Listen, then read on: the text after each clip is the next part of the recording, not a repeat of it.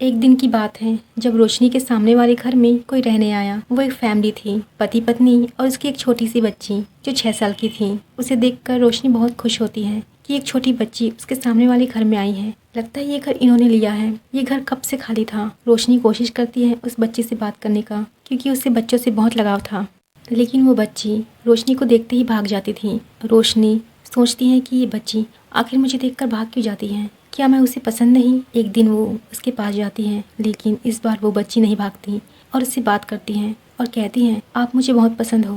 रोशनी कहती है, पर तुम तो मुझसे डरकर भाग जाया करती हो। बच्ची कहती है, मुझे नए लोगों से मिलने में शर्म आती है। रोशनी, इसमें शर्माने की क्या बात है, आज से हम दोस्त हैं। फिर वो दोनों अच्छे दोस्त बन जाते हैं। फिर दोनों एक साथ समय बिताने लगते हैं। एक दिन रोशनी उस बच्ची के घर जाती है और वो देखती है उस बच्ची के घर पर एक बड़ा आईना होता है जो बहुत सुंदर था। रोशनी, उस पर जब मैंने अपने आप को देखा तो मैं बिल्कुल वैसी दिखाई दी जैसी मैं बनना चाहती थी। कुछ देर बाद मुझे होश आता है और फिर मैं वहाँ से चली आती हूँ। रोशनी सोचती है, ऐसा लग रहा था जैसे वो आईना मुझे खींच रहा हो। रोशनी जब उस घर की तरफ देखती है तो वहाँ वो बच्ची खड़ी थी। वो रोशनी को देखकर मुस्कुरा रही थी। अगले दिन वो बच्ची रोशनी के साथ खेलने के लिए आती है और उसे अपने साथ अपने घर जाने के लिए मना लेती है। रोशनी जाना तो नहीं चाहती थी, क्योंकि उसे उस घर में काफ़ी अजीब लग रहा था। जब वो जाती है तो उसके माता पिता घर पर नहीं थे।